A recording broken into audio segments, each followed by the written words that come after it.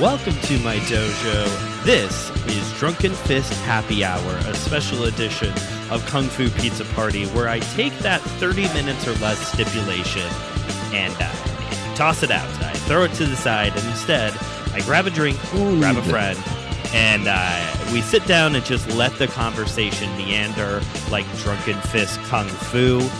Joining me here today, back with us again here in the dojo, is Joshua Noel. Josh, welcome back to the show. Thank you. I'm excited to be here and drink with you and pretend like I can see you. Yeah, we're having a little bit of technical difficulties. The good news is, on my end, I can see and maneuver everything. And more importantly, it's a podcast. We can hear each other. Things are being recorded. Josh apparently is just talking into the abyss, and that kind of sucks for him. Well, I feel like it makes it more like, Drunken Fist style. This is Drunken Fist style podcasting where I'm drinking and literally can't see anything. I'm just having to go with the flow, feel out what's happening, and trust the force. Yeah. Trust the force. Why not? Throw Star Wars in there too. Why not? Kung Fu Star Wars Drunken Power Hour. You could use that one for systematic geekology. That sounds like something you all would have. We might one day. Who knows? We might already, for all I know. Pastor Will, you said alcohol and Star Wars in the same too long title. It's Pastor Will's all over that. I released a new sorry, this is a little bit of a side tangent, but that's what this is for, right? That's what this is, yeah. I released a new t-shirt on Systematic Geekology website, but I haven't advertised it yet because I'm hoping no one will notice until Will gets his as a surprise. Because if you don't know, Will's taking the summer. He's on sabbatical, and he's not going to be on podcast either. He's just going to go travel and do stuff. And he wanted a Systematic Geekology backpack, and I was like, okay, well, we had some extra credits. I was like, got that, and then I saw this. Had an idea for a new t-shirt design that was like summer themed. It was like surfing. So there's like a wave on the front with Systematic Geekology, and the back has like a surf scene, but with a TIE fighter up in the sky. It says Geeks Up instead of Surfs Up. Perfect. Yeah, I can't wait. I just can't wait for Will to get this shirt. Thanks for letting me know. Will. Thanks for letting me know, though, that Will's taking the summer off. Listeners, stop listening for a second. Josh and I are talking business. Thanks for letting me know that that Will is taking the summer off, because I was planning on doing a very specific martial art movie that involves surfing. I guess calling it a martial art movie is a bit of a stretch, but there's a surfing movie I wanted to do with Will in the summer. So I at least need to get that recorded ahead of time, or just plan for it to come out at a weird date. Yeah. I think he is doing some. He's just trying to mostly not do, Good. I'm sure any random Star Wars thing that happens, or if Spider-Man is just too good for him not to talk about it, I feel like he'll probably jump on. But that's true. Josh, you were here on the show back in January. Anything new for you? We're giving life updates on Pastor Will. Anything new with you or with the network since January? A lot. Me, it's mostly depressing stuff, I guess, because I'm dealing with a lot of health issues with my mother-in-law and preparing for stuff and, prayer, all that kind of things. I've also had, this is kind of, that's more of a God moment. I'll say that for whole church, I guess. I was going to say, I've been having a spiritual journey, but it's not anything super relevant. I've been playing Mass Effect a lot lately. That's relevant. Okay. That has to be relevant. Mass Effect's awesome. We are going to the arcade this year, so yeah, that makes sense. Yeah, I mean, I'm hyper fixating on this biz, man, and I love it. Nice. And then network wise, we I think Paige and Pixel joined since then, but you mentioned on here a lot, and then we had Theology on the Rocks join the network recently, which is a show I already really love. So having it on the network is kind of pretty. It's pretty cool. Yeah, there might be a comedy podcast coming out soon. A comedy that TJ will be a part of. TJ on a comedy podcast. Somebody, two guys talking, being funny, kind of comedy podcast. So the details haven't been worked out, so I don't want to say too much. The other host is like a really cool guy. I'm gonna say that he's really he's awesome. And for some reason, him and TJ just have like a weird connection. And he had the idea of like, what if we started interviewing important theologians, but doing it like I forget what kind of comedy they call that, but like the kind of interviews that are just acting serious but are being very not serious. Like we're just gonna get Trip Fuller on and be like, does John Cobb know you stole his socks? And just be really like deadpan about. Yeah. What's the one with Zach Galifianakis, Between Two Ferns? Like kind of something along those lines. They're taking inspiration from that. If it happens, it's still, everything's still up in the air. But like the idea of it was really funny. And it reminded me that I have Russell Moore's contact. And if we can convince him to Holy cow. That would be so funny. Like I can't imagine anything much funnier than that, actually. Do I know who the other host is? Am I aware of this individual? Again, listeners, unsure. This isn't relevant. He's not on the to network yet, so you can skip. I'm unsure. Okay, gotcha. Fair. Yeah, wait, we have a chat. I can cheat, and everybody else will hate that. Everybody else. I'll monologue while Josh is doing that. So, in that episode back in January, you and I sat down to review the Tao of Jeet Kune Do by Bruce Lee. And one thing that came up, and the reason why I invited you on in the first place, is because you fall under the umbrella of a Christian Taoist. And today, we're going to get into that because Taoism is a common spirituality. I'm trying to think through my words carefully here.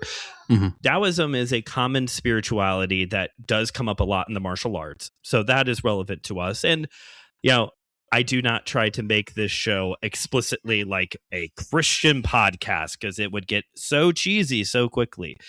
I want to be creatively funny, not cheesy. But I am a Christian. We're on a Christian network. So this just seems like the right space and the right time to work some of this out. But before we do, shall we talk about our drinks?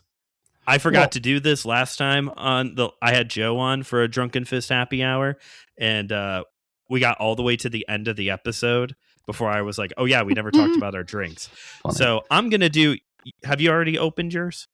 Oh yeah. But I do want to, listeners, poll somewhere. I want to know, do you guys think, since this is a Christian martial art podcast, I need someone's opinion. Is Jesus Christ's go-to move the flying sidekick, reverse tornado, like the crane kick? What is Jesus Christ's go-to kung fu move? That's what I want to know. His go-to kung fu move. Yeah, someone let me know. I will throw one out there if we're doing professional wrestling. The crucifix powerbomb. It's in the name. He's doing the crucifix powerbomb.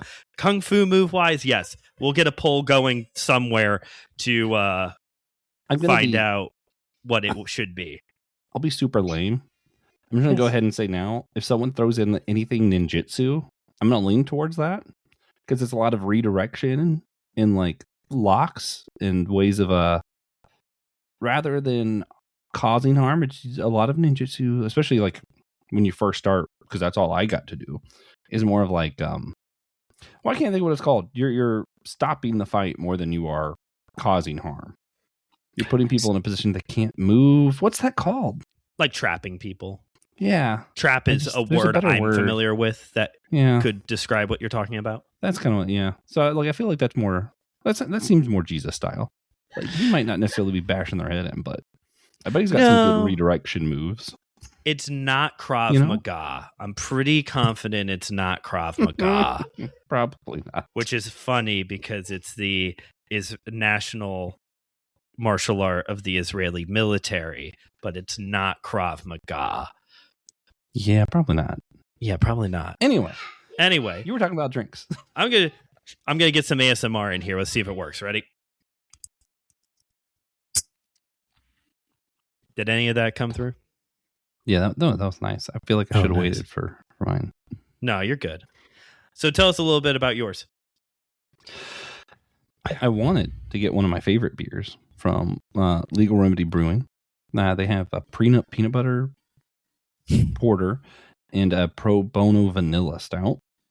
I love both of them. They're good dark beers. My wife likes one that's the mocha blonde stout, right? So I was gonna go by the brewery and get like a mixed 6-pack so I could have one the peanut butter for this. Mm-hmm. They closed the brewery. They're brewing out of another brewery right now, apparently. Which is kind of sad because that to me feels like the next step in just being closed. True. But Food Lion did still have the mocha blonde stout, so I just got a 6-pack of it. So I'm drinking the mocha blonde stout from I think it's like World Court mocha blonde stout from Legal Remedy Brewing. Yeah, but I wanted peanut butter because it's just so much funnier, and also I like the dark taste. Something with peanut butter is just good with a stout, you know. Stout is Josh and I both enjoy dark beers. This is something that we have in common. We have a lot of things in common, but this is definitely one of them. And there's something about I prefer stouts. I have a porter here, but I do prefer stouts, and pastry stout is a whole style, so it does make sense that like to have like a dessert basically in your beer. You know what I mean? Yeah. Well, like I feel like it's like because beer is just like you're drinking bread almost. So I'm like, yeah, especially like, a stout. I prefer donuts and cakes over that hard bread they give you at Panera for some reason. That's my brain. It's like IPA is that hard bread you get at Panera. Like stouts are like a nice moist like rum cake or chocolate cake or something. You know, and I'm like, yeah, this is just better for me. I follow you. I've seen this reel before. I may have seen it a couple different times where it's supposed to be a beer snob reviewing an IPA, and he licks the bark of a tree and then takes a bite out of a grapefruit unpeeled. It's like still got the rind and the peel and everything on it. And he's, oh, it's so good. That's supposed to be someone reviewing an IPA. And it's accurate. It's totally accurate. Sorry, Will. Sorry, Joe. What's funny, I had one like the last year, the year before that I liked because it was like a tropical IPA, so it had a lot of citrus in it. And I think that made up for it. I see Sierra Nevada has Summerfest. That's an IPA. I think I'm going to try it. I'm going to give it a try. Hesitantly. Yeah, if I do have an IPA and I end up enjoying it, it's usually some kind of like hazy with grapefruit, ironically, grapefruit in it. It has to have some kind of a flavor other than bitterness. My life is bitter enough. I want cake in my beer. Yeah. Well, it's funny because like it's like coffee. I am really strange. I could drink black coffee. It's not my favorite. I could drink it. I hate if you give me coffee with a little bit of creamer. I want my coffee to either taste like a dessert where like there's a ton of creamer and sugar and stuff in it, or I can drink it black. I don't want a little bit of creamer. Like what's the point at that point? You know, like I kind of have the same way with my beer. I'm like, I either want it just strong to be what it is, or I want it to be flavorful. I don't want that where like there's a hint here. No, I don't want a hint of something. That's not me. You know, it's funny you bring up coffee. I'm almost the exact opposite. I drink black coffee. That is funny. I prefer black coffee. If it's like the afternoon, a lot of it has to do with my stomach. If it's the afternoon, then I cannot, or if it's like the morning, I cannot have super sweet, sugary coffee. I have to have black. In the afternoon, I can go to Starbucks and get a nice caramel macchiato. I shouldn't because they're on strike, but I could get like a sweet coffee option. If I get an iced coffee, all I want is cream. All I want is coffee and cream. Yeah. That's fair. That is fair. But yeah, with beer, I don't want it to be too bitter. Give me some flavor, or if it's dark, it's almost like it's a different kind of bitterness, so it's not as bad. I have a really hard time describing it because I'm like, I get that a really dark stout is also bitter. It's just bitter in a different way. And then the really weird thing is I love sours. Oh, I love sour beer. There's no reason why I should despise IPAs as much as I do. But I do. you know. You, me, and our good buddy Mark should all get together and do one with sour beers because we all three like sour beer. Yeah, that would be fun. That would be a lot of fun, actually. So you have a brewery that's like all law-related puns when it comes to their beers. So great. It's great. That's awesome. Yeah, peanut butter. I already said the one, didn't I? Pro Bono Vanilla, the World Court, whatever. L'Oktoberfest, my favorite Oktoberfest beer. Like, it's just all the way down. There's always something. There's Law Dog Lager. Nice. They got some good ones. Yeah. There is a brewery. So it's a distillery. So there's a distillery about 20 minutes from me. And it's like on this big slot of property. You could do a tour of the distillery. There's an outside venue area. There's multiple restaurant options like in the distillery. Like you can order from, there's a steakhouse, there's a burger place, there's a pizza place. And they recently opened a small craft brewery called Sea of Monsters. And all of their beers are either mythical monsters or cryptids or things like that.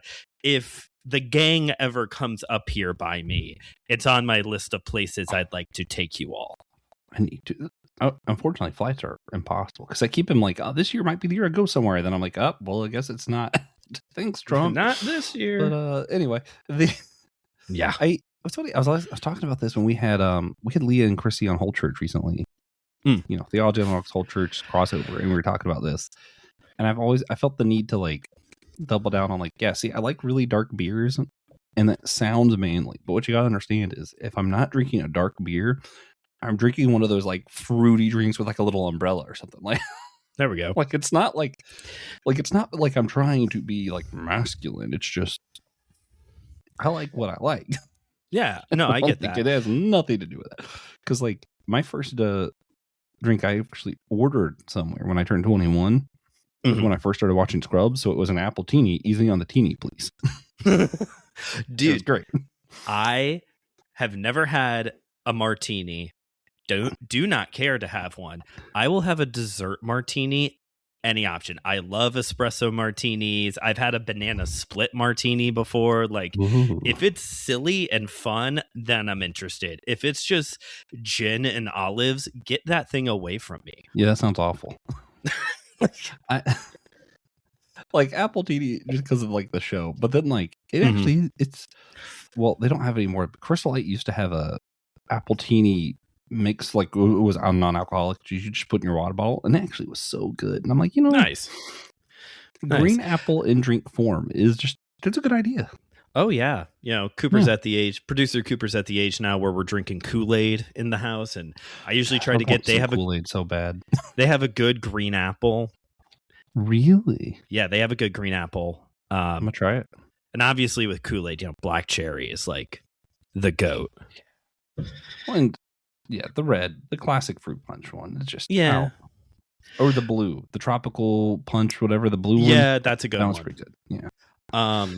Claire grew up. We will talk about other things at some point. I haven't even told you about my beer yet. Claire grew up drinking. There was apparently at one point in time a Kool-Aid. I have no recollection of this, called Purplesaurus Rex, and it was grape. It was grape lemonade.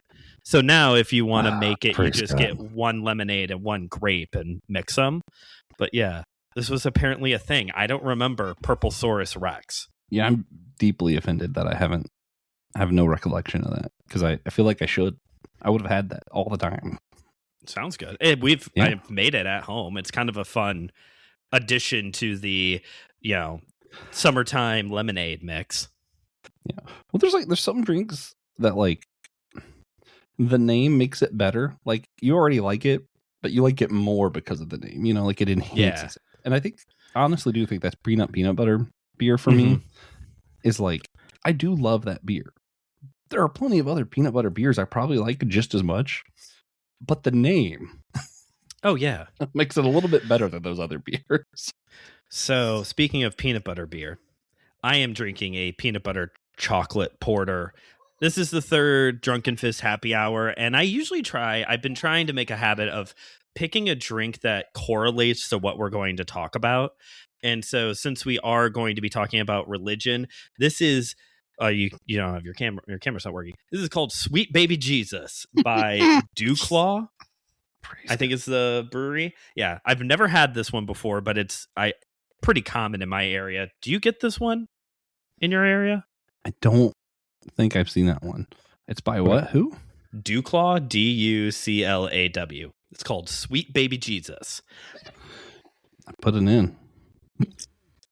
All of their beers are sweet baby something. I don't think they're all Sweet Baby Jesus. I think there's like Sweet Baby Java is one of them, and it might be like a blonde coffee something.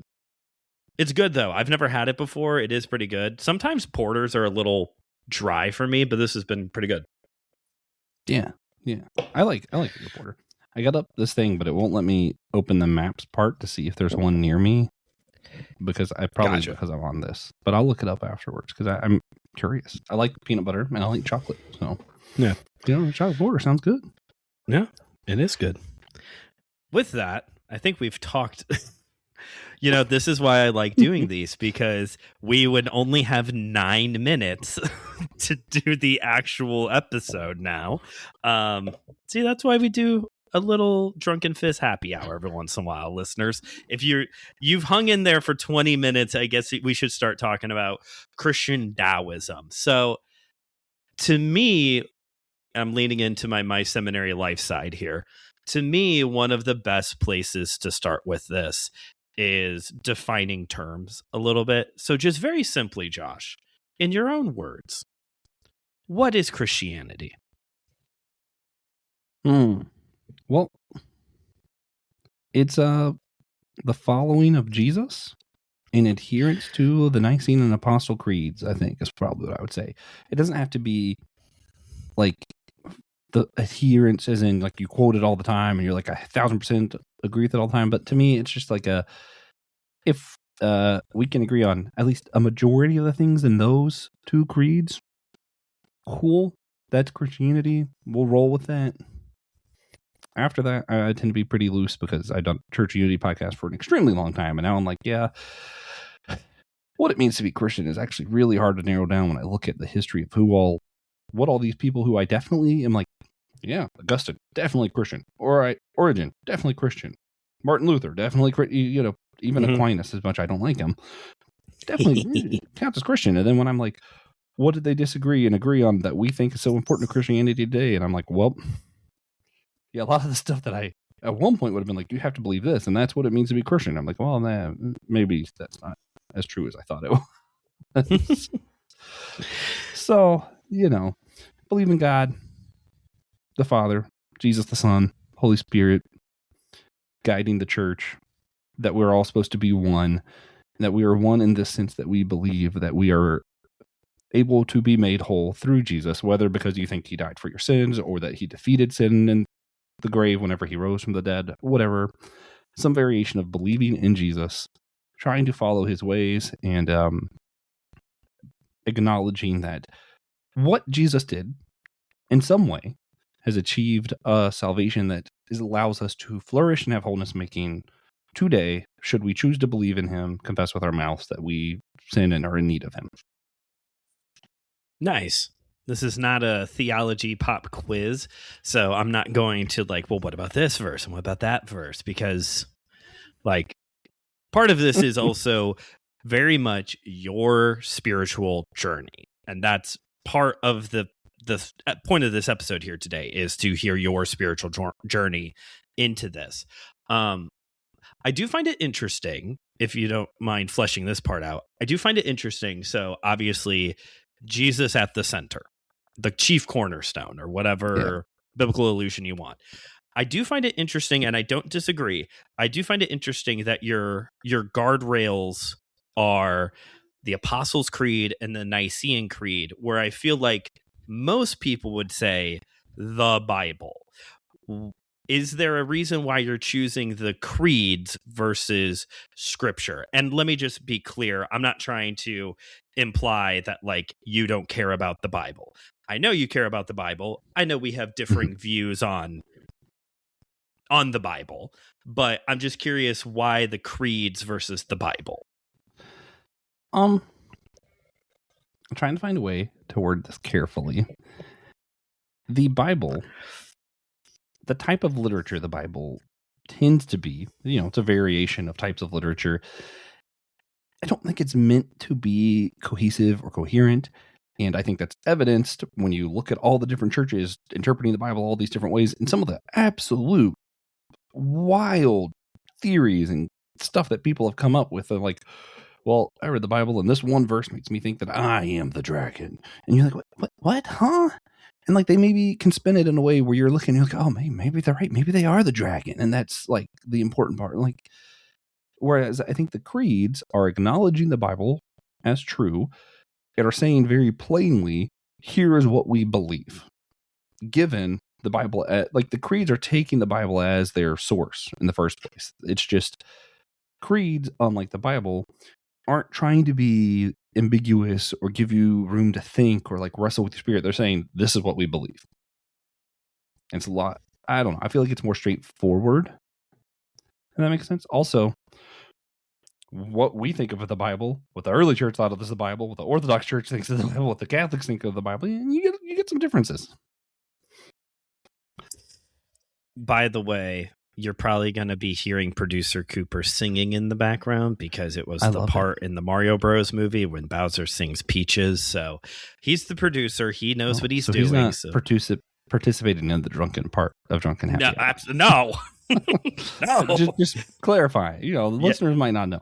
No, he's not. He had a Capri Sun ahead of time, which I feel like is, for them. Went straight to his head. Yep. I understand where you're coming from with choosing the creeds over scripture, because I do agree. I think this is me continuing to pay penance for the fact that I used to be Reformed. There is definitely an idolatry towards scripture, and not only an idolatry, but also like, to me, when we say, some churches will be like, we don't have a doctrinal statement because we believe the Bible. Well, that's far more complicated than you're trying to make it sound. Because like you just said, the Methodist, Lutheran, Catholic, and Orthodox, and all the other denominations all believe the Bible. They just interpret it differently. The creeds are nice because their purpose is to be guardrails. Their purpose is to synthesize elements of scripture down to, okay, this is what we believe. And so, yes, I agree with you that is probably a good way to define Christianity versus we believe Jesus and we believe the Bible. It's a very American answer, I feel. Yeah. So, yeah, I agree. I do want a little bit of clarification. If I had to choose one, like I only got to keep one, I'm keeping the Bible. Like I love the Bible above all else. Oh, sure. Yeah. Absolutely. But like, I'm going to read part of the Nicene Creed for the listeners here to kind of like give kind of a, this is like why I think both of the creeds do this in various ways, but like just as an example of what we're talking about, right? So the Nicene Creed, it says, talking about Jesus, says that he came down for us, right? And it says, for us men and for our salvation, he came down from heaven, and by the Holy Spirit was incarnate of the Virgin Mary and became man. For our sake, he was crucified under Pontius Pilate. He suffered death and was buried and rose again on the third day in accordance with the scriptures. He ascended into heaven and is seated at the right hand of the Father. He will come again in glory to judge the living and the dead, and his kingdom will have no end. One second. Okay. Take your time. So, drink beer too fast. I had a burp, and I don't want to do that on the podcast. I'm sorry, guys. But when, thinking about the Nicene Creed, I love it. It's moving. It keeps us from a lot of mistakes. You can't read this and go, okay, well, Jesus was actually just a human. It very clearly says, nope. Whereas you could take parts of the Bible. You could read just like the book of John, or, well, I think John's the one. And you can be like, oh, well, maybe he was just spirit. Or you could read Mark and think, oh, maybe he was just man. Like, it's possible to do that if you're isolating parts of scripture. It's not possible to do that here. It makes it very clear. He was man. He came from the spirit. He is God. It makes it very clear that this is, in accordance with scriptures. It makes it clear that we are following the scripture in this. And at the same time, it's making clear that the death, resurrection, and ascension are all important, but it never says which part is what causes salvation. You can still go to various different atonement theories and fall within this Nicene Creed. So it acknowledges all the important things, keeps us from getting off the rails, but still leaves enough wiggle room for us to have all these different variations without completely getting off the rails, you know? That makes sense. No, that makes sense. And for the listeners at home who may not be of any kind of Christian background, important fact for you to know about the Council of Nicaea, when this creed was written hundreds of years ago, is that's when St. Nicholas slapped a heretic. Santa Claus slapped a dude for saying that, like, allegedly. It's canon. It's head canon, though. But just a little fun fact for you. Stuff that we should talk more about in church history. So Christianity is the following of Jesus, a belief and following in Jesus, his teachings, with the Nicene and Apostles' Creed serving as guardrails along the way. Yes? Yeah, I like that. Okay. And even with that, I'm flexible. I think I'm completely on board with them. But when I hear someone say, "Oh, well, I don't agree with the Nicene Creed," I still listen. Because, like, a lot of the times when I've heard someone say that, they'll be like, "Well, it says that God's a father, and it's trying to act like he's just male, and the Bible also says he's a woman." I'm like, okay, yeah, sure. That's not the point.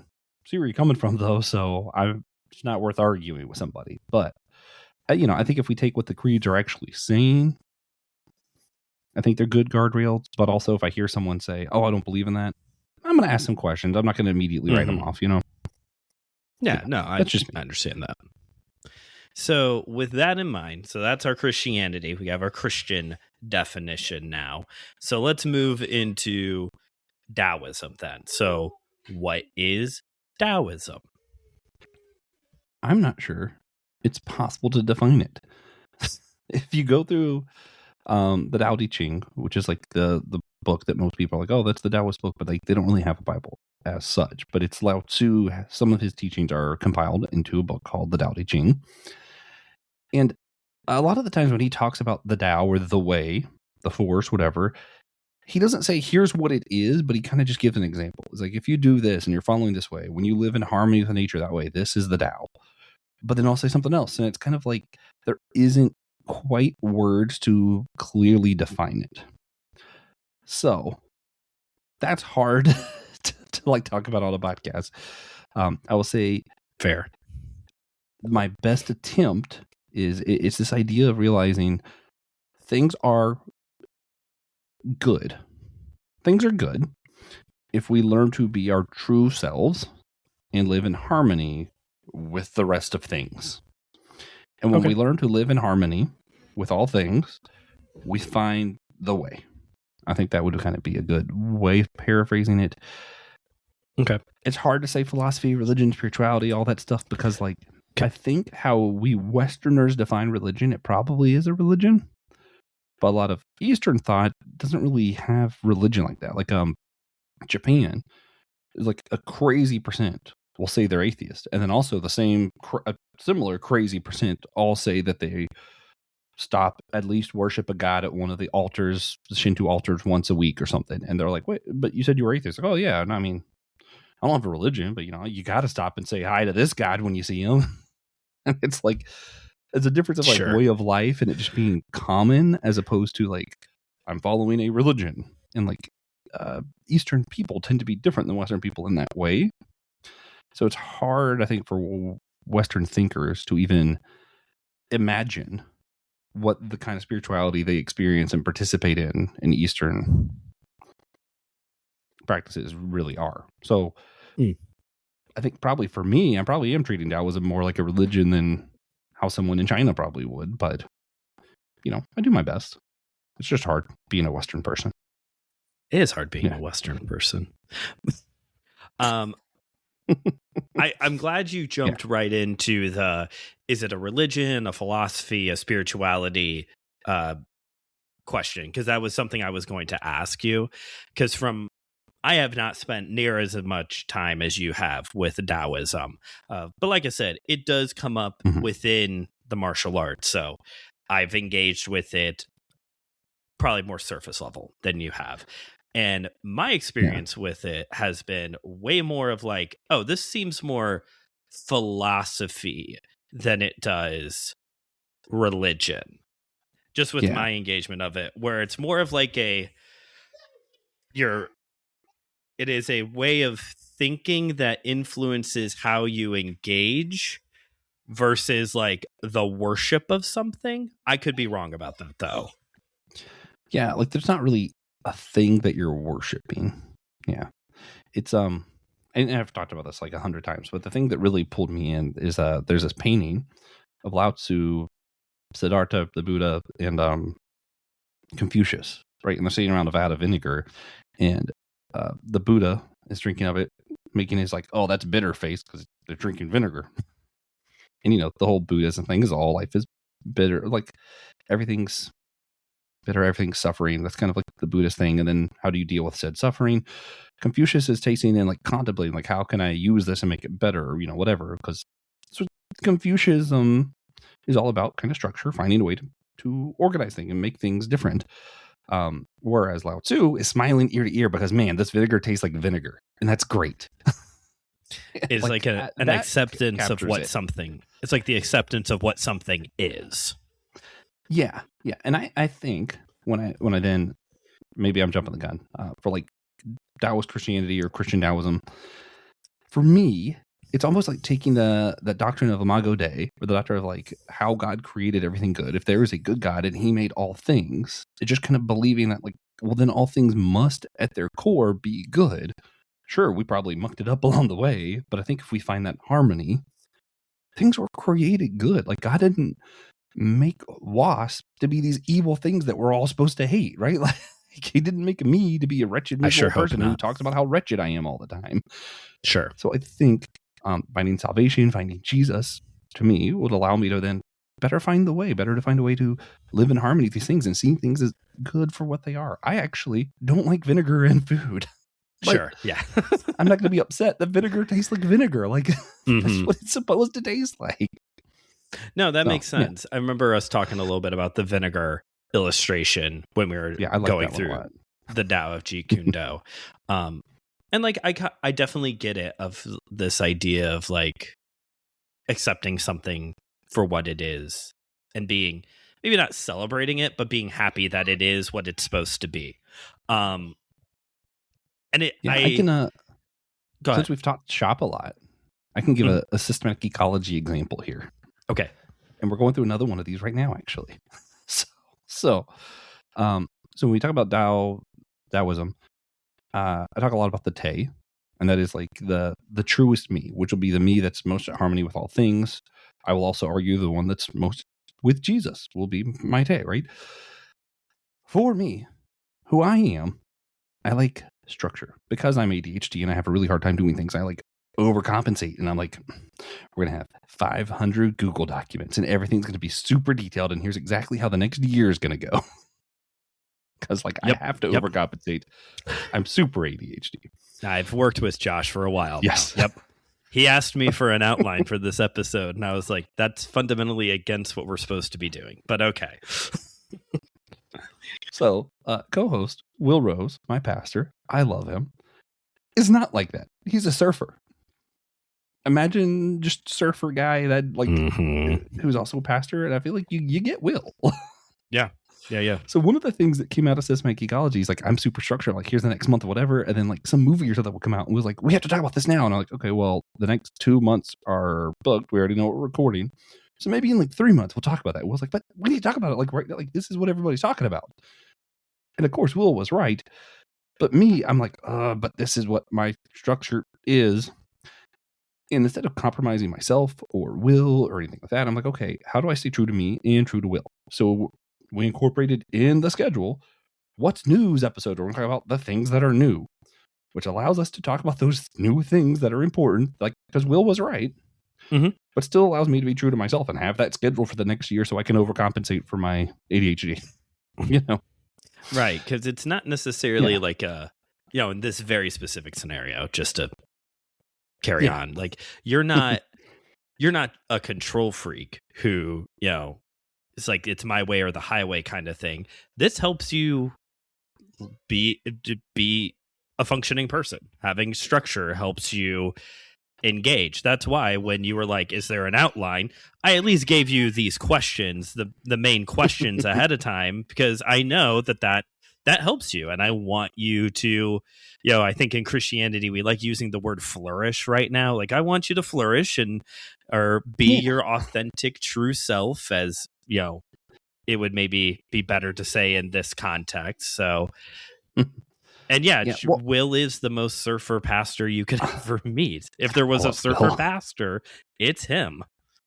I love him so much. But so I'm just going to keep going with this metaphor, right? So, like, I think a lot of our Western religions, what they would probably instruct in scenarios like that is, well, I need to learn to die to myself and submit to Will and follow his way. And then, you know what? I probably would have had a little bit of resentment towards him because I'm like, oh, well, now I can't have my outlines, I can't have a schedule, and I need this to be able to, or we'd say, well, this is, I'm running the show, so Will needs to submit to me or something like that. And it's like, okay, well, then maybe he'd have resentment because we're not talking about the things he wanted to talk about. And I think it would cause more problems than, I think, what I would consider a Taoist solution of saying, okay, this is who we both are.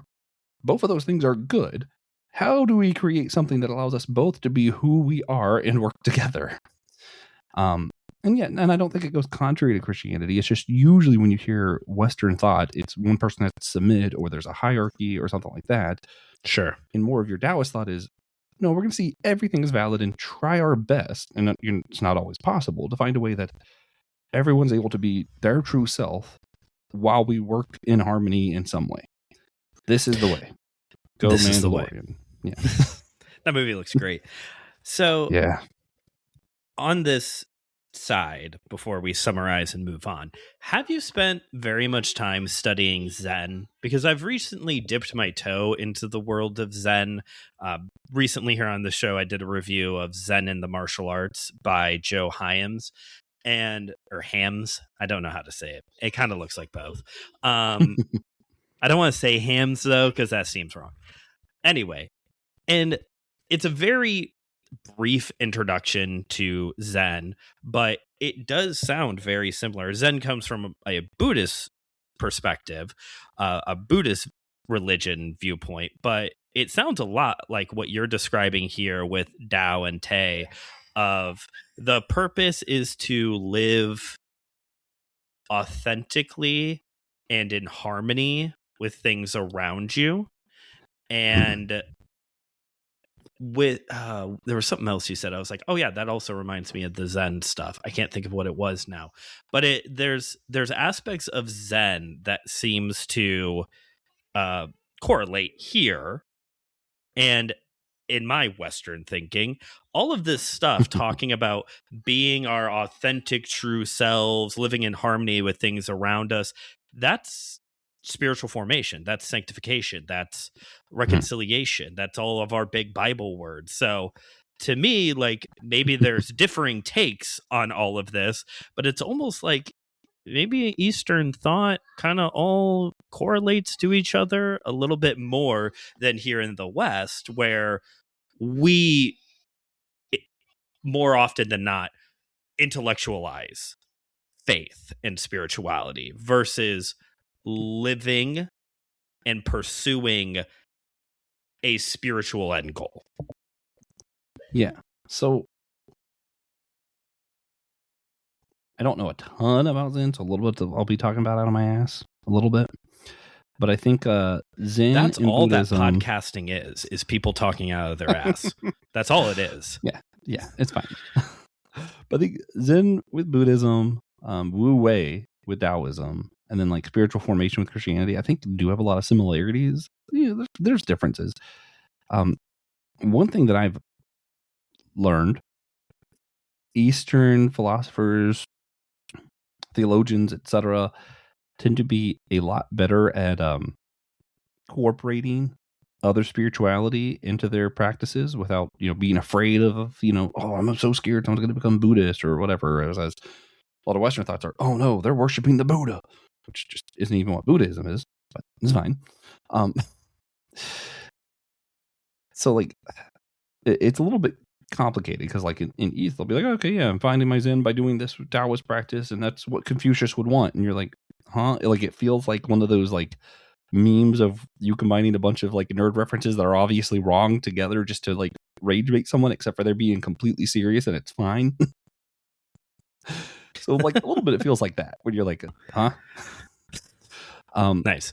But so Wu Wei, the best I can understand with Taoism, it's effortless action. So it's not just going with whatever happens, but like if I'm trying to find my truest self, what is the thing that causing me to go against my own nature the least, kind of deal. So not just going to go in with the flow and, oh, well, we want to do this, well, we'll just do that. It's more of a, okay, well, this is both of our nature. What is it that can cause us both to not feel like we're going against who we were meant to be, kind of deal. I think Zen, it'd be, well, actually, so on Be Living Water, I'm doing some examples going through the book of Daniel and the book of Les Miserables. And I even mentioned Wu Wei when talking about Bishop Muriel, because I'm trying to find a way to explain it to people so it doesn't sound like you're just going with the flow. Bishop Muriel, he sees this situation where there's people who need homes. This terrible situation happens where he is at. And he goes, wait a minute, I have a home. We'll just let him stay there. I could stay somewhere else. So obviously he's not just going with the flow because like he's giving up of his self. He's denying himself to help others. But because he is so in tune with Christ, that is the most effortless action for him. It's to say, well, here's a problem and an easy solution. Let's just do that.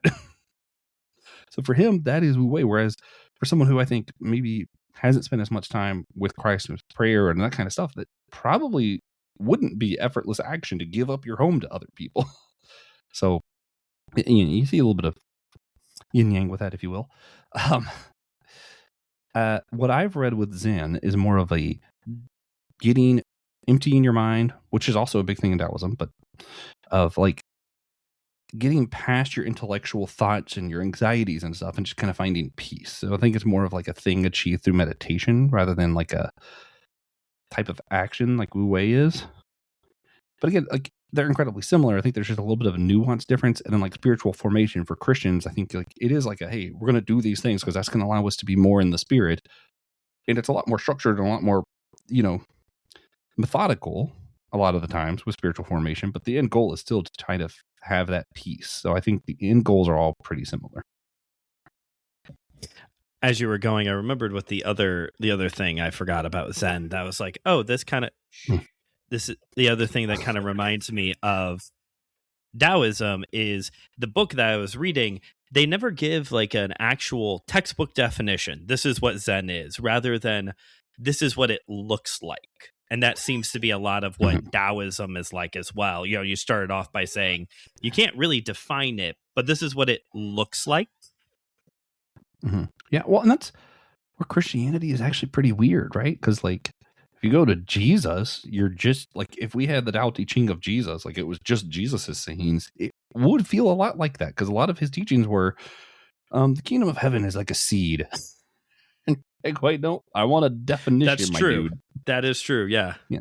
And it's not till like Paul and some of these who have been practicing in Western philosophy and Greek philosophy come along that kind of put that structure to it and help us define it a little bit better. So we have like a weird mix in Christianity because of the location of when it kind of came to be, which, if you believe in God the way that I do, you're like, well, yeah, totally makes sense. God chose a really specific place and time to allow this form of spirituality to take root and be what it is. Like that's what God wanted. But like it is really unique because Jesus' teachings do not define it. Like he's just like, yeah, that is true. Fine. Especially when you do those the kingdom of God teachings, like the kingdom of God is like a mustard seed, or when he talks about people receiving the gospel, he doesn't, it's when you believe with your heart that Jesus Christ is Lord and confess with your mouth. No, it's a seed planted in stony ground. It's a seed planted on fertile ground. It's a seed planted where there's a lot of weeds and there's like metaphor and illustration going on, versus Paul, who systematizes it for us in particularly the Book of Romans, but all over the place in his letters. Yeah. I did have if it's a good time to transition, I had a thought of some of the big differences with Christianity and Taoism to me. Okay. That actually can be illustrated, I think, in martial arts. Okay, because I've been thinking about this. Because I'm not sure. Like I joked earlier, like what would Jesus' Kung Fu style be? But like, I'm actually just not sure. Because like Christianity largely feels like it's just nope, no violence. We don't do that. I think a lot of that, as well, we both are Christians who have done martial arts, but to me, a lot of that comes to the turn the other cheek. It depends on just how literal and how far you're willing to take that. Yeah, like even Jesus' disciples pick up swords just so he can tell them not to use it, and you're like, I don't know, man. I think that felt pretty intentional. Like he was trying to tell us something later on. You know, it's like the Mickey Mouse Clubhouse. This is a tool we'll use for later. Yes, that is an interesting way to parallel it. I can't wait for that episode of Mickey Mouse Clubhouse when Mickey has Donald and Goofy pick up some swords. He goes, we'll use this tool later. And then later when it's like clearly the time to use it, Mickey goes, just kidding. Put those down. Put those down. Put those away, fellas. Hot dog. So like, yeah. Hot diggity dog. But that was that like true to yourself thing. Like sometimes, you know, fighting makes sense. And I think Christianity has figured that out along the way, and we still struggle with that because it's not really part of the roots of our religion. The thing with Taoism that's really, I think, why it's so integrated in a lot of martial arts is that the ideology of it, of like being true to yourself, is really, really helpful in martial arts. Like even if you're like not actually trying to harm somebody. For me, and I don't want to use Brandon as an example. My friend DJ, he's much shorter than me. If we are to fight, man, it would behoove me to use a lot of kicks. It would behoove you, Ted Mosby, to be a kicker. Yeah, no one would be like, I'm not getting reached that way. Like, and that's me staying true to who I am, fighting with the body that I have, not trying to act like I have some other body because, man, ninjutsu looks cooler or this looks better or I have more fun with wrestling. Nope. I got that reach on him. I should be kicking. You know, like, use your reach. Ideology of Taoism is really helpful in stuff like martial arts.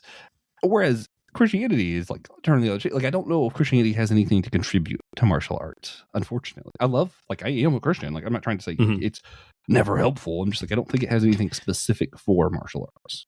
But I'm unsure. This is going to be a topic for another day for here on the show, but there is a very interesting world out there of fundamentalist views on the martial arts. And it is a whole topic that I want to cover at some point. But if you want to get a little bit of an insight, like you don't know some of the Christian perspective on martial arts, McDojo Life does post reels, or seriously just Google martial arts are demonic, and you will find what is actually a very interesting, very anti-martial art world within a very specific Christian framework. I want to be clear about that, which is a whole topic I want to cover later on here on the show. But yes, there is not a martial art directly correlated to scripture. You can, Paul uses metaphors of like boxing and wrestling, but that's not like an endorsement. That is just him using metaphors that people would be familiar with, as opposed to Taoism.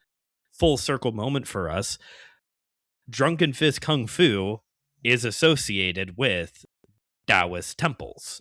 There was a Taoist sect and a Buddhist sect. I probably shouldn't use the word sect. That's my Westerner talking. But they both practiced Drunken Fist Kung Fu. The actual how historical and real Drunken Fist Kung Fu is kind of left to history a little bit, because a lot of martial art history is an interesting combination of history, myth, folklore, just all muddled together so much that it's hard to separate them at this point. Be that as it may. Yes, I would agree that. What am I agreeing with? Yes, I do agree that Taoism, in this sense, Taoism is going to have a very different perspective than Christianity is going to have, where some people in Christianity have a very anti-martial art mentality, but they'll let you own as many guns as you possibly want, while Funny. others have like almost a neutral, no perspective whatsoever on martial arts. Yeah.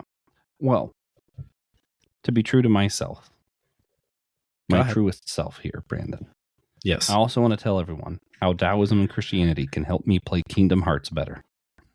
Go ahead. Yes. It's Drunken Happy Hour. I feel like it fits. It's fine. Josh loves, if you haven't listened to Systematic Ecology, Kingdom Hearts is your favorite, right? That's your favorite video game. Hands down. My favorite anything. Your favorite anything. So, yes, enlighten us. So, and it probably works for other games too, but like I actually think this is like a somewhat decent metaphor.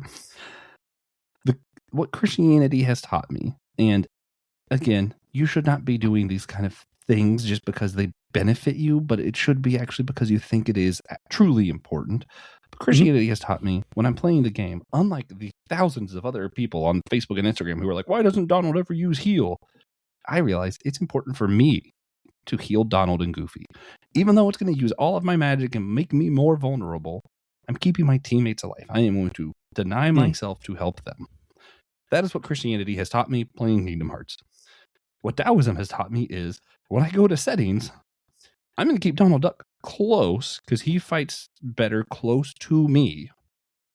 And I'm going to have Goofy on relentless attack because if he can just go after somebody, he's going to win that fight.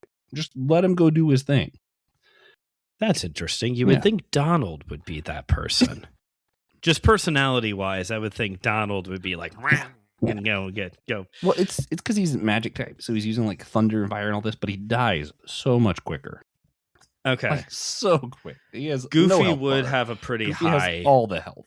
Yeah, that makes sense. Goofy's always getting hurt. That makes sense. Yeah, and he just like slides on his shield and falls into an enemy, and then they fall down, and it's like, you know what? Go do your chaos. I believe in you, Goofy. Donald, you stay close to me. Okay, yeah, that makes sense. When you put it that way, that makes sense. Yeah. But yeah, it's like knowing your team, changing the settings. So like, hey, you're structuring what you do to fit who people are rather than expecting them to fit your structure. Change your structure to fit them. But then also Christianity is going to say, hey, take the time, deny yourself. Yeah, you might want to cast fire 12 times on the enemy because that might be fun. But man, if Donald and Goofy are about to die, I'm going to use the rest of my magic and I'm going to cast heal. Whoa. Yeah. It's almost like we need more Christians in America casting heal instead of. I thought you were going to say we need more Christians playing Kingdom Hearts, and I was going to say, hell yeah. Well, yeah, okay, yeah, that too. We probably need more of that. It seems to have helped you.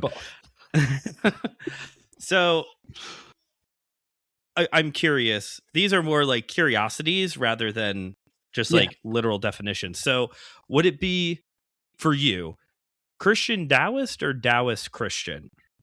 Or does it matter? I feel like it doesn't. Yeah, I don't think it matters. I started saying, at first I was saying Christian Taoist because I think it sounds better. But then I'm like, well, that sounds like I'm using Christianity as the adjective, but I'm actually a Taoist. So then like I overthought it and I was like, well, now I'm going to start saying Taoist Christian because I want to make clear that like I am a Christian first and the other thing's the adjective. But really, like, I don't think it matters.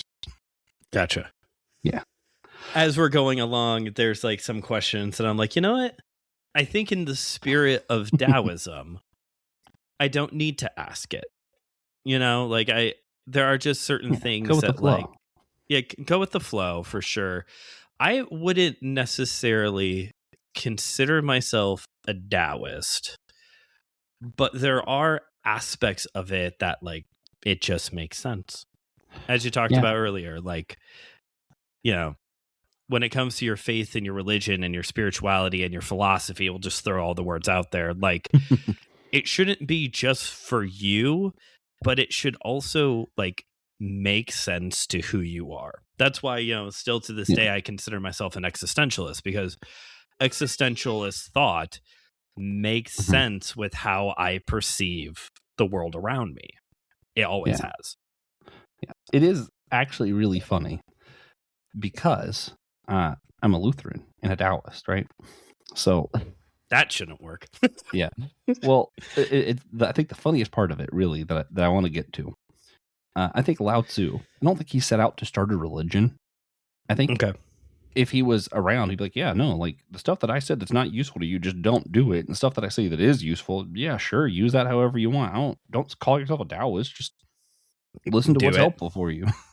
Gotcha. And I think it's really funny because Martin Luther absolutely is the same. He did not want a church called the Lutheran Church. He was like, yeah, well, I think the things I said was important. I want you guys to like learn from it. And I was fallible. There's some stuff I said was probably wrong.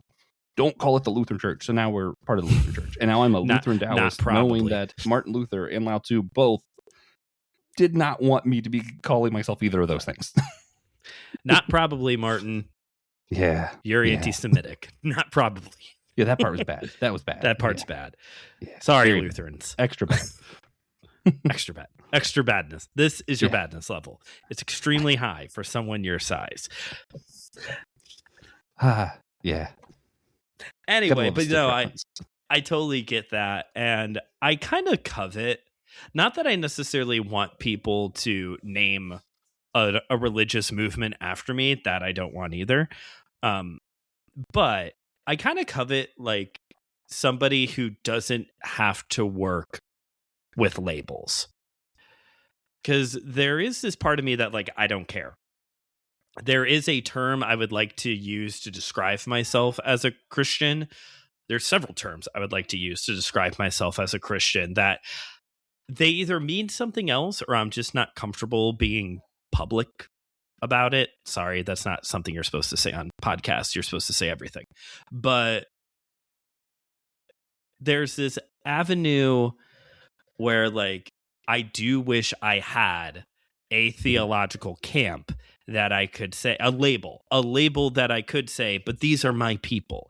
I don't have that. I don't, you know, to me, it is so much of that Taoist thinking of like, take what is good and discard the rest. You know, very Bruce Lee, like take what works for you and discard the rest. And with that, I will say I am primarily talking about Christian theology, though there are some other pieces that do come into play here. But I'm talking about like, Brandon, are you a Lutheran, a Methodist, an Anglican? I don't know.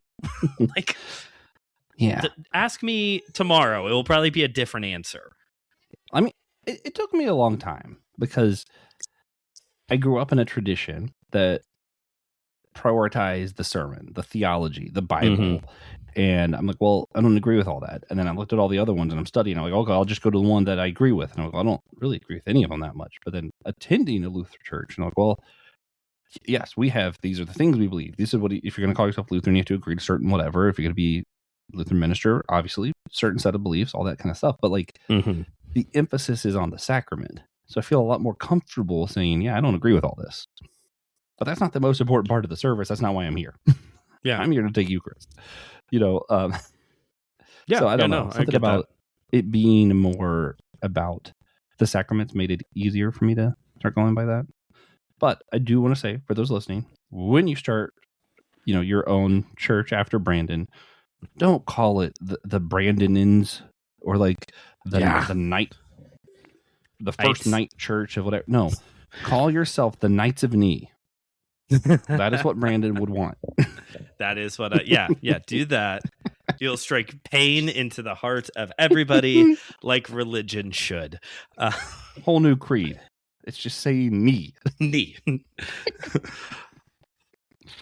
What is it? What is it that they say? Lord be with you. And instead of saying and also with you, you just say knee in response.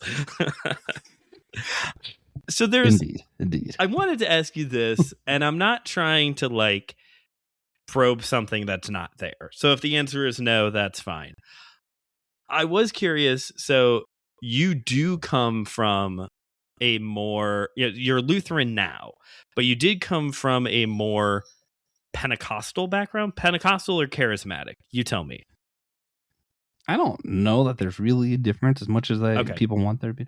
But yeah, it was a Pentecostal church. Although the church I spent most of my childhood in, the other Pentecostal churches made fun of it, calling it Baptist-costal. If that tells you anything. I've heard of that. Yeah. I've heard of Baptist-costal before. Yeah, it's a Pentecostal church where the pastor went to a Baptist college, so he teaches a lot of Baptist theology, but you speak in tongues still. So yeah. I was curious. I'm not. I was raised Baptist, and now I'm a thing, whatever gonzo is. Yeah. My understanding when it comes to Pentecostal and particularly charismatic is that they are the, as my therapist put it, the genre of Christianity that comes off more spiritual. And I'm putting that in air quotes. I forgot you don't have your camera's not working. I'm putting that in air quotes because it is a lot of talk about spiritual warfare, the gifts of the Spirit. You went to a Baptist-costal church, so that's helpful to know. But being in that kind of world where it is usually more so emphasized of spirit than intellectual, did that play a role at all in where you eventually ended up, or is that irrelevant since you did come from more of a Baptist-costal environment? In a weird way, I think it kept me from ever becoming Reformed theology or like Baptist, because like that makes sense. I'm gonna out myself as a crazy person. I have and still do occasionally speak in tongues. I've seen people have demons cast out. I do use air quotes, but like I think some of it was real. I think some of it was probably fake, and it's just hard to tell the difference. I've seen broken bones just set and put back in place at the altar. So like I've seen a lot of weird spiritual stuff that I'm like, I had someone prophesy over me something really specific that actually happened within the year, and I was like, okay. So for me, it doesn't feel anti-intellectual to say I'm not going to deny any of that, because like I experienced it, so it feels weird to be like, yeah, that didn't happen. Sure. Yeah. But at the same time, I saw kind of behind the scenes stuff that I know that it's not always real, and sometimes it's played up. Mm-hmm. And then like, so it was weird going to like, I went to a Baptist college for Bible school, and like they would say stuff and like make fun of certain things. I'm like, yeah, no, I've actually seen that thing you talk about. Like, well, no one just suddenly stops drinking. I'm like, well, no, I actually saw a guy who was diabetic alcoholic. His dad was alcoholic and prayed, spoke in tongues, and literally never touched a liquor bottle again the rest of his life. Mm-hmm. I'm not going to chalk that up as something that's not real. Sure. Yeah. So I'm like, guys, I think, and that's where like, even for me, so I had about a car accident in 2016, and that was around the time that I started emphasizing more the intellectual, because I was like, okay, well, maybe we need to focus more on this stuff than what I was taught growing up. So I was really leaning into it, and then I had my car accident, and I remember, weirdly enough, I accepted that I was never going to be able to run again, all this kind of stuff, and I'm on a mountain nearby here that has like a hiking trail, and I'm reading Forgotten God by Francis Chan. And he's like, how are we going to say, like, seriously, we're going to have serious face and say, we believe that the God of the entire universe created everything, lives inside me, and then say some stuff isn't possible. And it's like, what are we doing here? Okay. Yeah. And I remember reading that, and I'm, again, out of myself as a crazy person, praying and running up and down that mountain. I normally cannot do that even still now. You were running up, you made a deal with God, and you went running up that hill? Sorry, I had to. But it was just oh yeah, it is seemingly, I think, less intellectually honest to say I'm going to believe this thing about the God of the universe living in me and not believe that I can be healed than it is to say I believe it's possible, and I don't understand why sometimes God chooses to heal and sometimes he doesn't. I don't. Mm-hmm. And so I think part of that kept me from ever like fully going to any one place until actually I don't know if I've ever told Will this. Will might hear it on here. We'll see. There was a time that I had the sacraments at Will's church. We were doing Eucharist. And I felt the Spirit move, like that same thing that I got at like Pentecostal church camp. And I'm like, oh, yeah, I don't have to deny that stuff to be a part of this. And yeah, but I think that is probably why I never went to like the full Reformed theology, super Theo bro kind of style, because I was always like, good. I've seen some stuff, guys. I've experienced some stuff, and it's hard to, drop that Pentecostal side of me. Like, I'll still have a little bit of that Pentecostal dog at me, probably for the rest of my life. That makes sense. Yeah. I like how we got to the Pentecostal part, and that's when you got worried that you were going to sound like a crazy person. Yeah, like, not the Taoist stuff. Not the Taoist stuff. The Pentecostal stuff. Yeah. I like to at least pretend in my mind, I like to think that the listeners of Kung Fu Pizza Party are generally open-minded enough to hear someone out. Like I don't know all of them personally. Some of the people I engage with on social media, I don't know if they necessarily come from a Christian background or not, and truth be told, they're usually the more generous towards differing views than Christians are. So yeah. Anyway, so I was just curious. I was thinking about that. So what was if the Pentecostal played like a factor, but if anything, it helped in the preventing of even more intellectualism within your faith. Yeah, which again, not anti-intellectual, but I think it did keep me from ever going to the point of, we're only going to rely on this part. Yeah. I guess the part, maybe to help everyone understand, because I did come from a Reformed background, of the big thing when we talk about like the anti-intellectual versus intellectual, it's not that Reformed bros are the smartest people in the room. They're not. They are not the most well-read. Don't tell them that. They don't know. They all read the same books. But what we mean is that there is a realm within Christianity where everything is black or white. Not race-wise. Well, probably race-wise for them too. But everything is black or white. It's either sin or not. Basically, is what it comes down to. It's not is it holy or is it of Jesus? It's sin or not.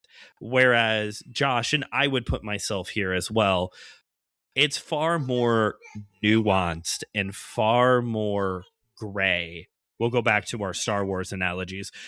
We're gray Jedis. Josh probably even more than I am, because all of this is on a spectrum as it is. Yeah. Yeah, I'm more neutral. How's that work? Or were you just born with a heart full of neutrality? Do you know where that one's from?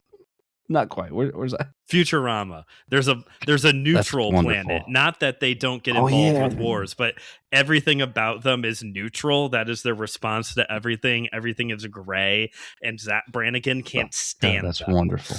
It's wonderful. I forgot about that. What makes a man go neutral? Lust for gold, power, or were you just born with a heart full of neutrality? Go on. There's an episode of Scrubs. I don't remember the context, but the JD literally says, they ask him like what size. Like, you look like a medium. He goes, extra medium. That's to me just the funniest line. I don't know what it is. I had my mic on mute, but I laughed so hard at that. I've not seen that one. Extra medium. That's a good one. Good stuff. Yeah. Whether I've been drinking or not, that is a funny joke. It's such a good show, man. Are you excited for the revival? I love it. Is it good? I haven't seen it yet. The people who complain, I understand their complaints, and I think what it is. I think Taoism has helped me here. I am not too attached to any of their stories to be like, I could still appreciate where they're going and have a good time. I get why you're upset the story didn't go where you wanted it to, but that's why you don't attach yourself to stories that have never been written in your head canon of what happened next. That's not even Taoism. That's just good media literacy, man. Like, your fan fiction doesn't count. Yeah. Well, I think like the problem is like certain things like we all just have like a shared headcanon of like Sure. how things ended or like what happened next. Like I think Sure. we all just assume everybody at the end of Friends, whoever they ended up married to, they're just always going to be married. Like you assume certain things, and it's like, well, when you think about it for a minute, I think Friends would be a prime example, which is why they won't do this. Think about how many times these people broke up and got with somebody else. Do you really think they stayed married for the rest of forever? Right. That's true. Probably not. Probably not. It's fine.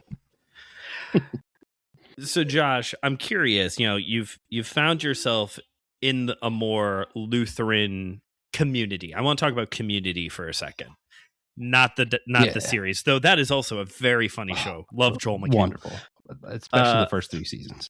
Oh, especially once it stops being about them going to college and it's just like just shenanigans every week, it kind of loses it a little bit for me. But yeah, unfortunately, I know the actor is awful, but once Pierce Hawthorne leaves, it's kind of like, Chevy Chase. Yeah, I'm like, I know he's an awful human, but it was really hard to keep that show feeling the same without him. It's like it just wasn't right. Also, at some point, I love Abed. He's hilarious, great character, great actor. Oh yeah. But at some point, the show stops being about Joel McHale's character and focuses solely on him. And like Joel McHale is like a side character in his own show, which is just kind of weird too. Yeah. No, I agree. Anyway, Community. So not Community, the show, but you have found yourself in a Lutheran community. Have you found yourself like a Taoist group? I'm assuming they don't have a church, or I guess they may have a temple or monastery, probably, kind of thing. I do know that there are other Christian Taoists out there. Have you found your way to like a community somewhere, or is this your outlet? This is mostly my outlet. Every now and then I'll see something. Weirdly enough, on other Kingdom Hearts fan boards, you'll see somebody say something Taoist, and I'm like, oh, cool. What did you think about this?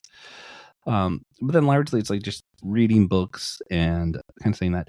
It's funny because I can't remember the full name of Confucius' first name, but Confucius, one of his biggest complaints about Lao Tzu's teachings were they were so focused on the individual that they weren't helpful for like a larger community. It was kind of his complaint, which I don't know that I fully agree with, but it is something that's very easy to just like, hey, this is how I'm going to better myself and think about my mentality and spirituality and such.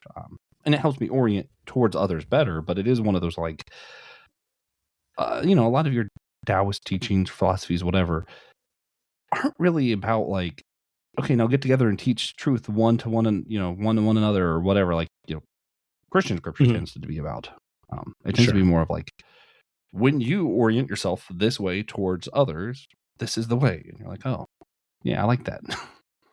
I don't know. That's interesting because that does maybe sound. a lame answer.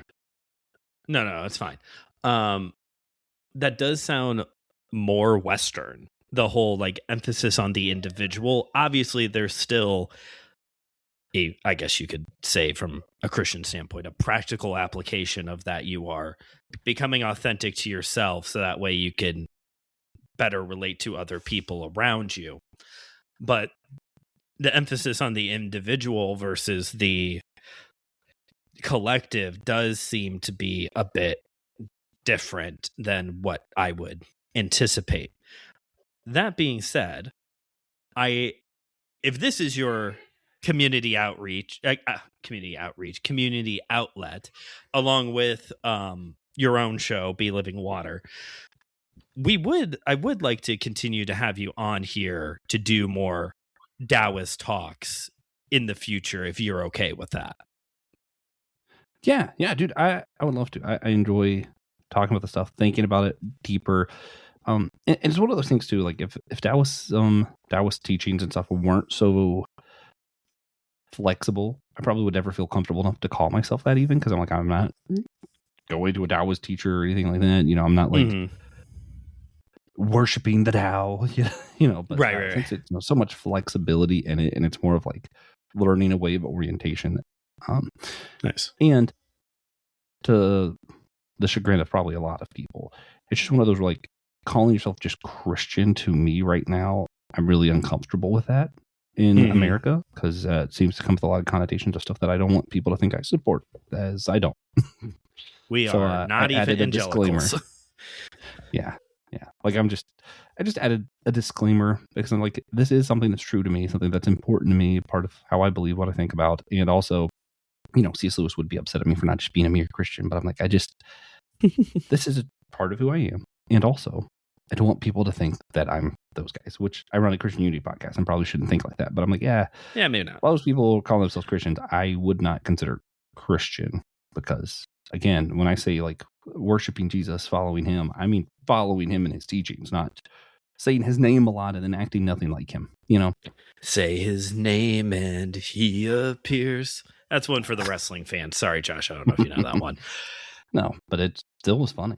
Any song inserted makes me laugh almost. I'll send you a reel so you can see it's a wrestler. His name is Joe Hendry. And now he will appear. I wish. It'd be great if Joe Hendry was on this show. That would be a wild turn for that.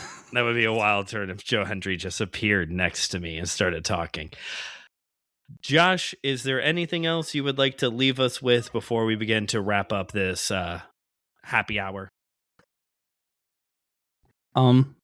I talked about the importance of why I wanted to add labels and change myself and like why I'm comfortable being Lutheran and all that. So I just want to say, I do still think labels are dumb. Hooray! If you just want to like believe what you believe and not call yourself Christian or Taoist or Lutheran or Methodist or any of that stuff, I think that's wise. I think sometimes adding labels makes you feel constrained that you have to believe things or go along with things that maybe you don't. So hey, if you can avoid the labels and comfortably, that's probably good too. And I think Lao Tzu and Martin Luther would both pat you on the back for it. Agreed. As much as I wish I could find that community, but I still haven't found. Dude, that episode of My Seminary Life was so good. Dude, it is so far. I'll spoil something for MSL listeners here. It's my most downloaded episode of the year so far. Oh, nice. Over on that show.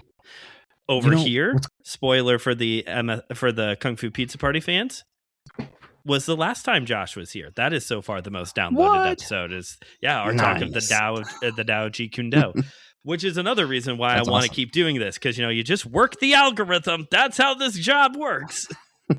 yeah. Like cross post this on that one. Be Living Water too, but of course. The most downloaded episode of Whole Church I think was actually when Theology on the Rocks people did a crossover with us. Nice. Sorry, I tried to hit the mute first. Tao bless you. But the most downloaded episode of Systematic Ecology, I'm so excited about this. I don't look at the numbers usually, but I looked because the only reason I looked because I did an episode that I thought no one was going to care about, and I'm like, I hope I didn't destroy our show for a week because I wanted to talk about Kingdom Hearts. But now the most downloaded episode we did this year was me and Christian talking about a really specific character from Kingdom Hearts. I'm like, man.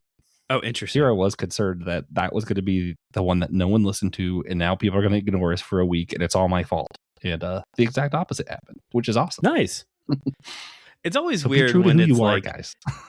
It's always weird when it's like you do pull up those numbers and you're like, really? That was the one you people wanted to listen to? I shouldn't be referring to our listeners that way, but like that's the one? Really? Because another really popular one this year, keep in mind, this is a martial art media podcast.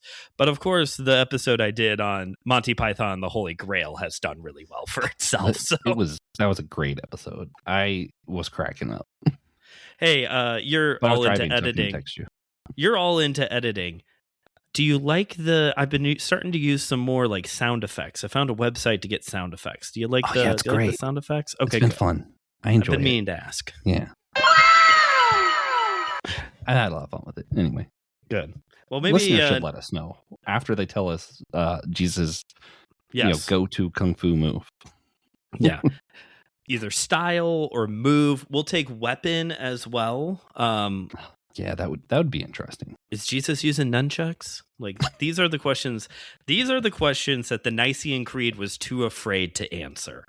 We're just dumb enough to do it. But the Knights of Knee. The Brandon's Knights of followers are here to answer real issues. By the way, this is what we call a Midwest goodbye because I'm trying to end this and it just won't end. You're welcome, everybody. No, it's on me, man. Next time we have you on, maybe we'll get very Taoist traditional and we'll cover Tao Te Ching. We'll get right to the not Bible source of the faith. I've got a couple others. I do have the Tao of Pooh. I have yet to get the Tay of Piglet. But I'm planning on getting that one. And then I also have, good. I forget who the author's name is, but it's called The Tao of Christ by Duncan McSomething. So I've got some other ways to have you back on and talk, and hey, maybe I'll figure out, I'll go get a PS2 and start playing Kingdom Hearts or something. Do it, man. I'll say. So you'll learn this when you're reading Tao of Pooh, but I think it'd be fun to talk about Henry David Thoreau. Oh, okay. Am I saying that right? Yeah, because that's like a lot of, not just Benjamin Hoffman, but there's a few other books I read that mention him as like the unofficial best Taoist. Because he was never called a Taoist. Like, he never called himself a Taoist, but like Taoists are like, that dude was a Taoist. That's a Taoist. That over there. Because that's what Taoism is. You don't define it, but you know it when you see it. So, we'll take it. Oh, yeah. Awesome. Well, Josh, thanks for taking your time to be here today and to introduce us more to this world. Looking forward to having you back on to do more Christianity and Taoism talks in the future. You can check out Josh's show, Be Living Water. You're doing two very interesting things over there when you have new episodes. Daniel and Les Mis, right? Yeah. It's been fun. Cool. That's fun. I want in when Nebuchadnezzar becomes a cow. Oh, absolutely.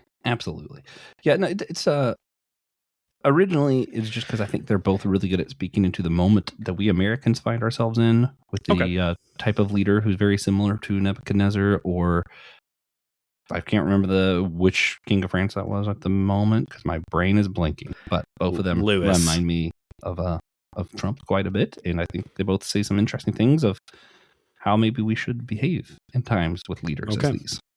Yeah. Okay. Love that. And you can find a link for Be Living Water in the description of this episode, along with the other links that you hear me talk about every time. Instagram at KungFuPizzaPrty, Letterboxd KungFuPizzaPrty, where you can get a review of the movie before the episode comes out, and my YouTube channel, Studio 219, a place for faith and pop culture. Anazao has a YouTube channel too, right? Yeah. As well as Systematic Ecology has its own YouTube channel because it just does too much it would just completely take over anything. That's how I felt when I rebranded my YouTube channel. It used to just be My Seminary Life, but I was like, you know what? I have another show now, and I have other things I want to do. Yeah, I'll just have my own thingy. Perfect. Yeah. But thanks again, Josh, for being here. Thank you, listeners, for hanging out with us.